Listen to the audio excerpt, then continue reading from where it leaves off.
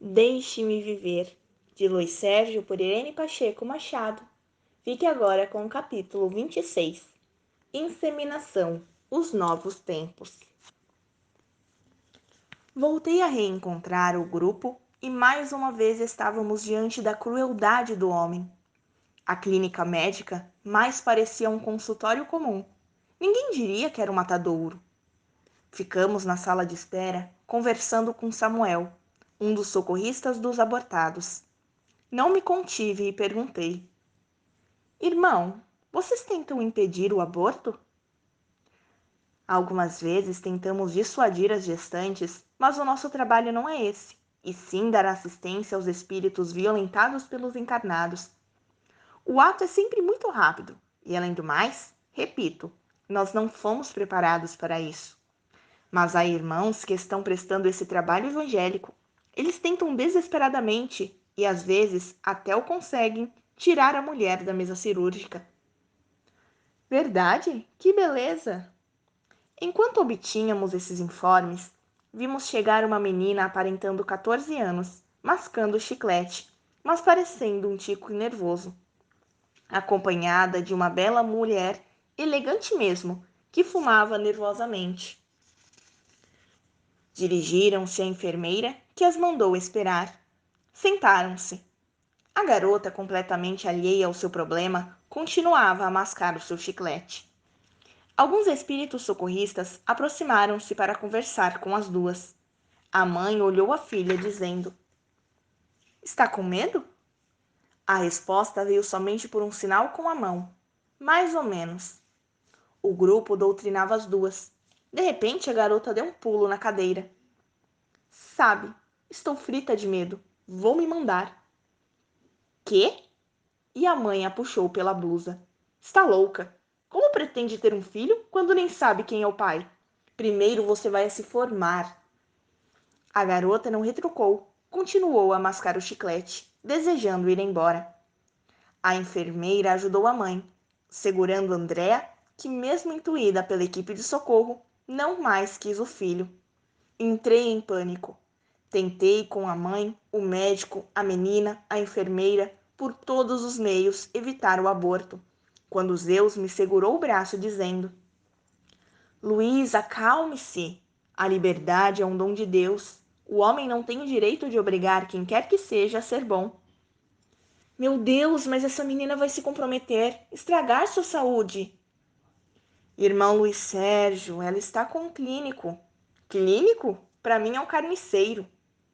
Ele esboçou um sorriso, e nós, orando, testemunhávamos mais um assassinato frio e cruel. Tudo acontecia normalmente, até notarmos que algo estava errado.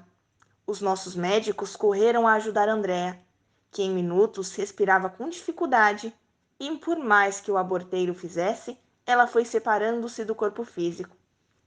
O auxílio ao feto de 3 meses, entretanto, continuou, mas sua mãe, na flor da idade, voltava ao mundo espiritual de maneira trágica.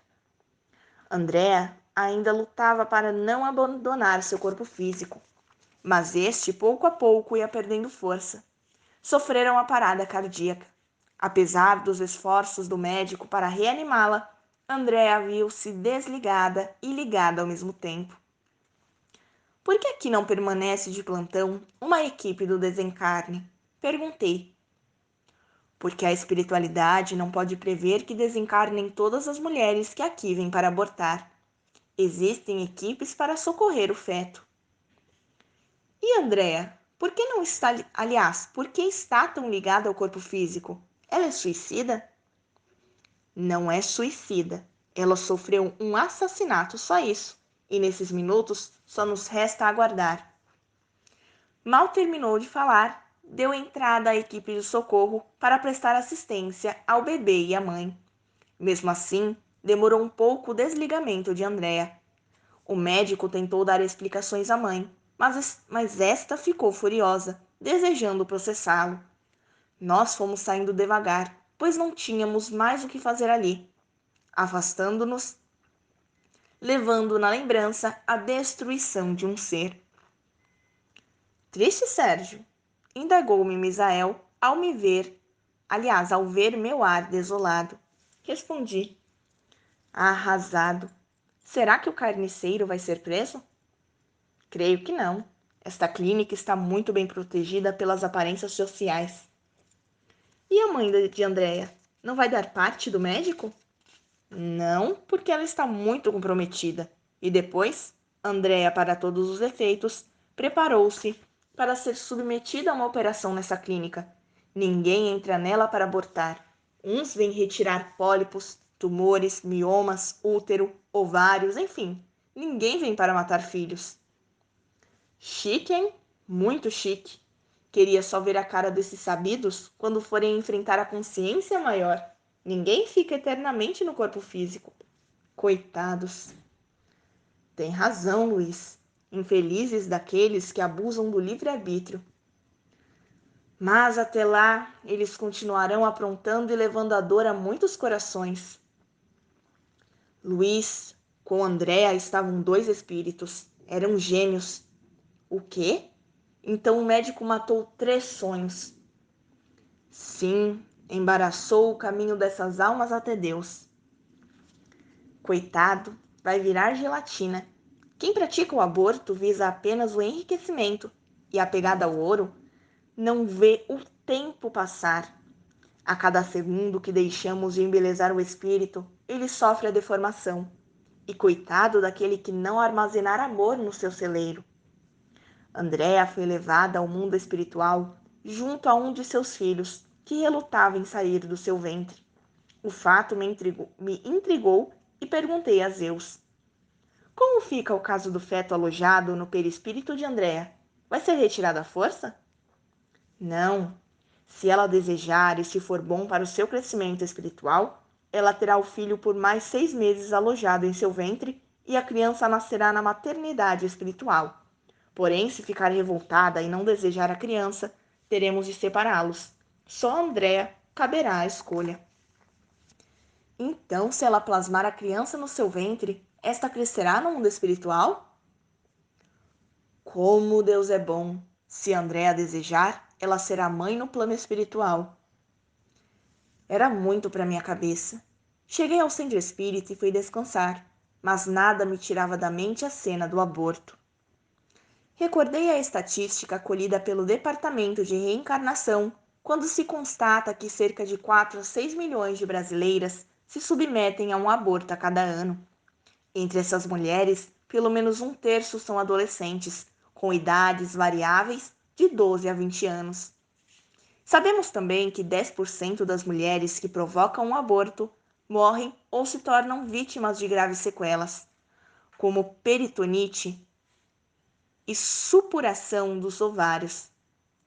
A esterilidade é frequente em mulheres que sofreram abortos não realizados, principalmente quando as trompas ficam obstruídas. Eu pensava, como pode a sociedade ficar impassível a tantos assassinatos bárbaros, fingindo ignorá-los? Aloísio convidou-me a orar, e como bom entendedor, compreendi que só a prece acalma um espírito em desequilíbrio. No outro dia, bem cedo, estava eu no auditório esperando meus irmãos, e com prazer os recebi, amando a cada um deles. Depois de uma breve preleção sobre a vida, feita por Misael, fomos informados de que iríamos a um determinado hospital, onde um médico, com M maiúsculo, dava à mulher e à sociedade exemplos de caráter e respeito ao sacerdócio da medicina.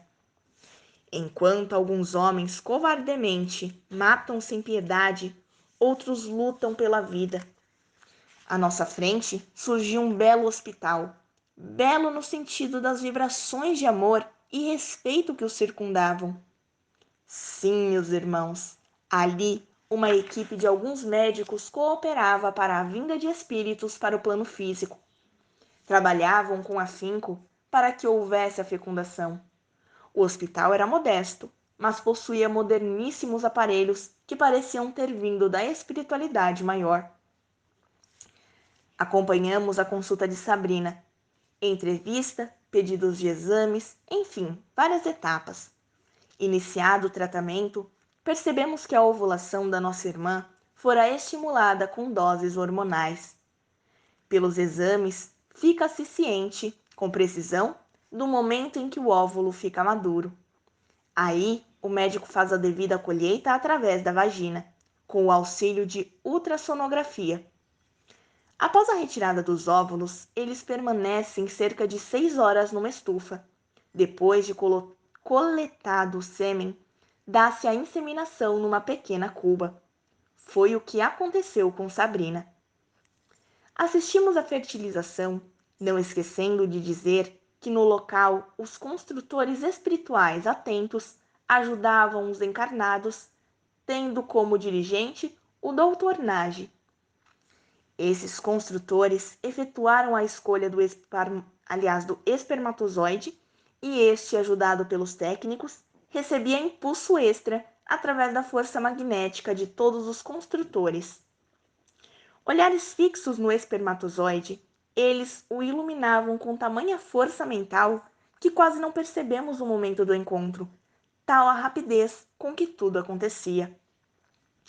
O óvulo, iluminado por uma força superior, estava à espera do veloz viajante, o espermatozoide.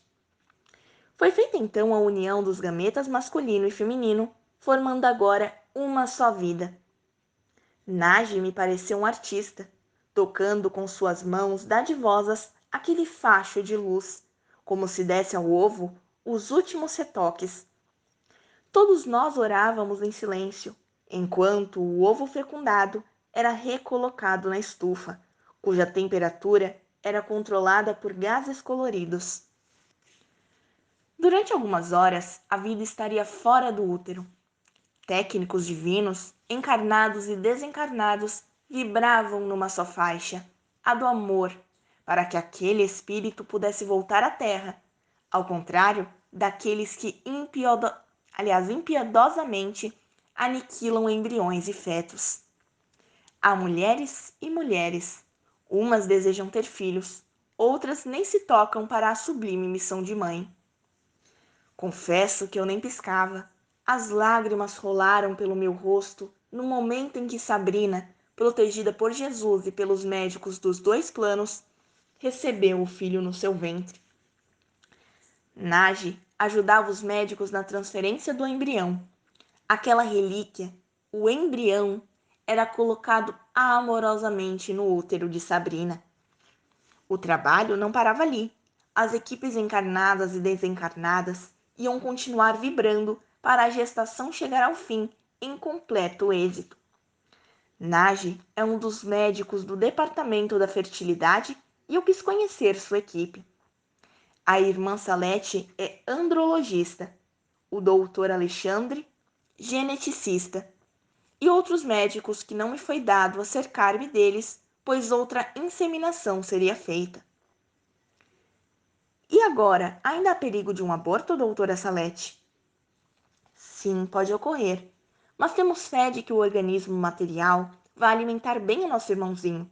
Esperamos que ele tenha força suficiente para atuar, mesmo encontrando-se em forma reduzida, e que parta em busca dos elementos que o fortaleçam no plano físico. Obrigado, irmã. Assim, deixamos aqueles construtores da vida. Com que amor olhei a equipe encarnada e não me contive. Beijei a mão do chefe. Ele sentiu a vibração e se emocionou, mas ainda mais o meu coração, por constatar que ao mesmo tempo em que péssimos profissionais assassinam, os verdadeiros médicos lutam pelo direito de se viver.